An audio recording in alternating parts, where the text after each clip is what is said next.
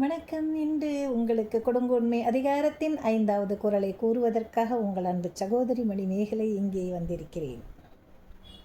இணைவோமா இணையத்தில்? நன்றி.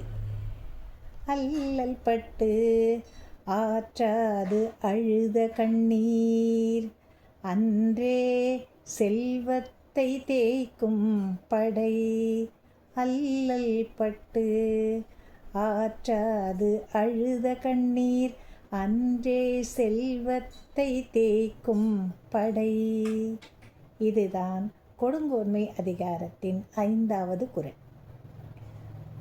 மக்கள் அல்லல் பட்டு ஆற்றாது அழுத கண்ணீர், மன்னவனுடைய கொடுமைகளை தாங்குவதற்கு இயலாமல் மக்கள் அழுது அழுது அழுது கண்ணீர் வழிய வேதனையுடன் துயரத்தோடு இருந்தார்களேயானால் என்ன நடக்கும்?